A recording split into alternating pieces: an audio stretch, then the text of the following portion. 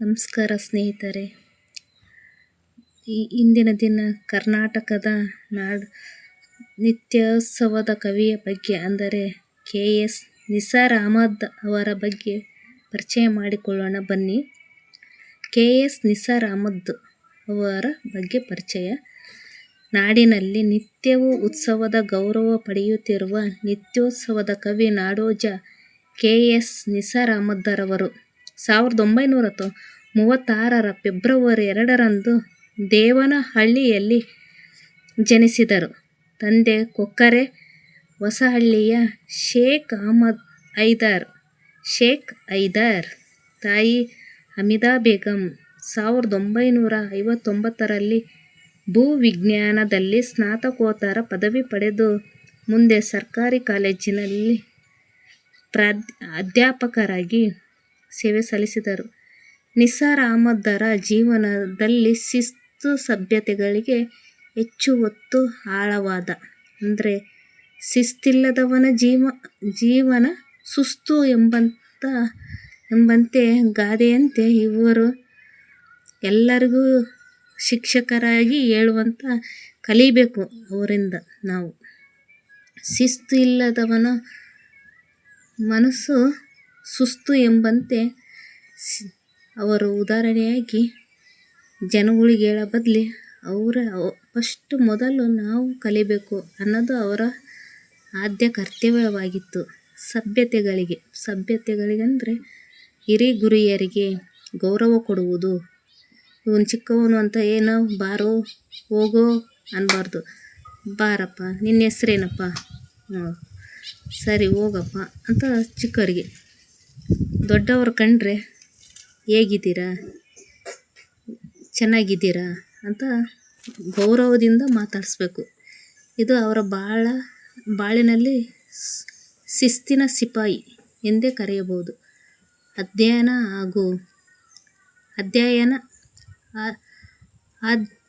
ಅಧ್ಯಯನ ಹಾಗೂ ನಿರ್ಭೀತಿಯ ವಿಮರ್ಶೆಯಲ್ಲಿ ಎಂದಿದ್ದರೂ ಇವರದು ಸಿದ್ಧ ಹಸ್ತ. ಅಂದರೆ ಅವರು ಒಮ್ಮೆ ಪಾಠ ಮಾಡಲು ಅವರ ಕ್ಲಾಸ್ ರೂಮ್ನಲ್ಲಿ ನಿಂತ್ಕೊಂಡು ಪಾಠ ಮಾಡುವಾಗ ಶಿಸ್ತಿನ ಸಿಪಾಯಿ. ಒಂದು ವಿಷಯ ಕಂಡರೆ ಸಾಕು, ಅದರ ಬಗ್ಗೆ ಆಳವಾದ ವಿಮರ್ಶೆಯಲ್ಲಿ ವಿವರಣೆಯನ್ನು ಕೊಡುತ್ತಾ ಅವರು ಮಾತನಾಡುತ್ತಿದ್ದರು. ಅವರು ಸ್ಟೂಡೆಂಟ್ಗಳು ಅಂದರೆ ಅವರ ಸ್ಟೂಡೆಂಟ್ಗಳು ಅಂದರೆ ಶಿಷ್ಯಂದಿರು ಸಭ್ಯತೆಯಿಂದ, ಗಾಂಭೀರ್ಯತೆಯಿಂದ ಕೇಳುತ್ತಿದ್ದರು. ಇದು ಅವರ ಜೀವನದಲ್ಲಿ ತುಂಬ ಶಿಸ್ತಿನ ಸಿಪಾಯಿ ಎಂದು ಹೇಳ್ಬೋದು. ಹೀಗಾಗಿ ಇವರಿಂದ ಈ ತನಕ 25 ಕೃತಿಗಳು ರಚನೆಯಾಯಿತು. ಇವರಿಂದ ವಿಡಂಬನಾತ್ಮಕ ಅಂದರೆ ಕವಿತೆಗಳು ರಚನೆಯಾದದ್ದು ತೀರಾ ಸರಳ. ವಿಡಂಬನಾತ್ಮಕ ಅಂದರೆ ಅವರು ಮತ್ತೆ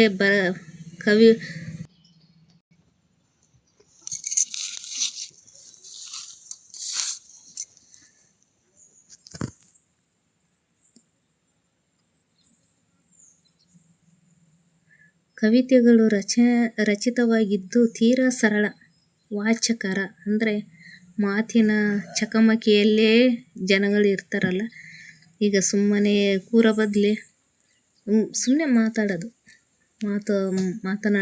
ಮಾತನಾಡುವವರ ಹೃದಯದೊಂದಿಗೆ ಮಾತನಾಡಿಸಿಕೊಂಡು ಹೋಗುತ್ತಿರುವಂತೆ ಭಾಸವಾಗುತ್ತದೆ.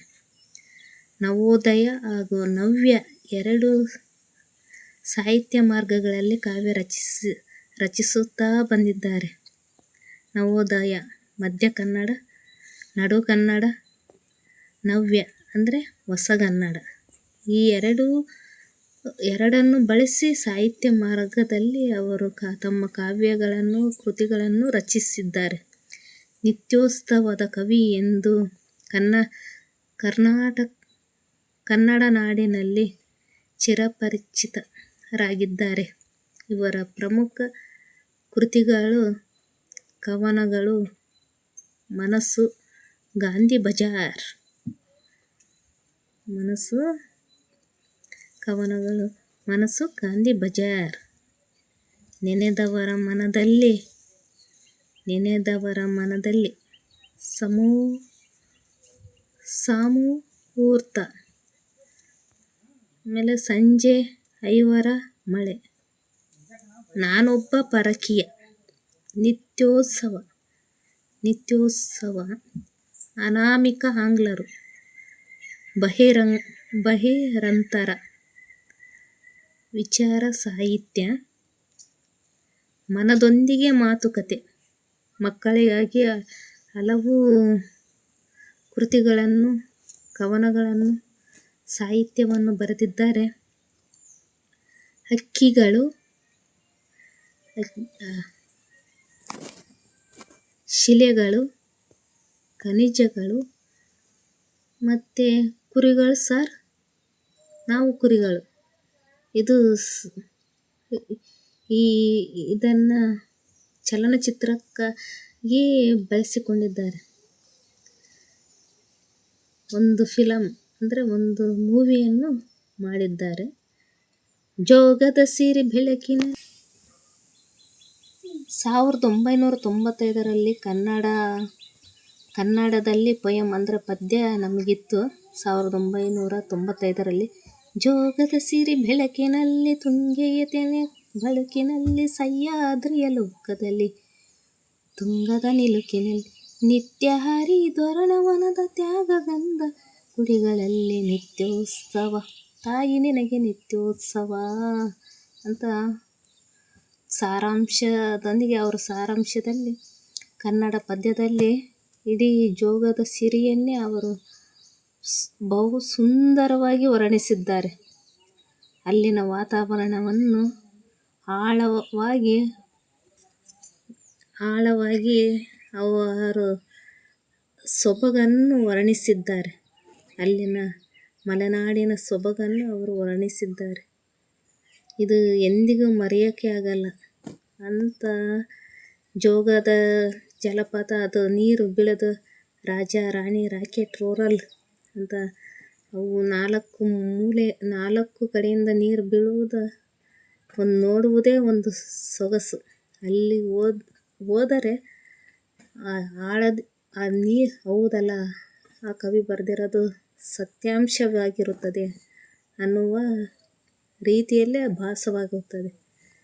ಅಲ್ಲಿ ಒಂದು ಸರಿ ನಾವು ಹೋದಾಗ ಅದರ ಆನಂದನೇ ಬೇರೆ ಆಗುತ್ತೆ. ಇದು ನಮ್ಮ ಸುತ್ತಮುತ್ತಲಿನ ವಾತಾವರಣ. ನಾನು ಈಗ ಮಾಡ್ತಿರೋದು ಇದು ನಮ್ಮ ಸುತ್ತಮುತ್ತಲಿನ ವಾತಾವರಣ. ಇದು ನಮ್ಮ ಮನೆ ಸುತ್ತಮುತ್ತಲಿನ ಜಾಗ.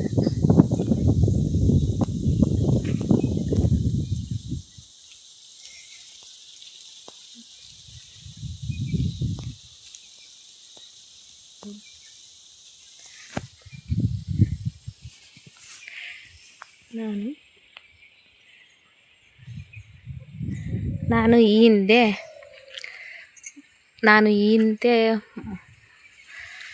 ಆದಿಕವಿ ಪಂಪನ ಬಗ್ಗೆ ಪರಿಚಯ ಮೂವರು ರತ್ನತ್ರಯಗಳಲ್ಲಿ ಆದಿಕವಿ ಪಂಪನವರ ಬಗ್ಗೆ ಪರಿಚಯ ಮಾಡಿದ್ದೇನೆ. ಆಮೇಲೆ ಎರಡನೆಯವರು ಪೊನ್ನರ ಬಗ್ಗೆ ಪರಿಚಯ ಮಾಡಿ ರತ್ನತ್ರಯಗಳಲ್ಲಿ ಎರಡನೆಯವರು. ಮೂರನೆಯವರು ರತ್ನತ್ರಯರಲ್ಲಿ ಕೊನೆಯವರು ಹಾಗೂ ರನ್ನರ ಬಗ್ಗೆ ಪರಿಚಯ ಮಾಡಿದ್ದೇನೆ. ಈಗ KS ನಿಸಾರ್ ಅಹಮದ್ರವರ ಪರಿಚಯ ಮಾಡಿದ್ದೇನೆ. ಇಷ್ಟವಾದರೆ ಲೈಕ್ ಮಾಡಿ, ಸಬ್ಸ್ಕ್ರೈಬ್ ಮಾಡಿ ಮರಿಬೇಡ್ರಿ. ನೋಡೋದೇ ನಿಜ ಅಂದಮೇಲೆ ನಾನು ಹಾಕುವ ವಿಡಿಯೋ ಕೂಡ ನೋಡೋದೇ ನಿಜ ಆದರೆ ಸಬ್ಸ್ಕ್ರೈಬ್ ಮಾಡೋದ್ರಲ್ಲಿ ಏನು ವ್ಯತ್ಯಾಸ? ದಯವಿಟ್ಟು ಮಾಡಿ.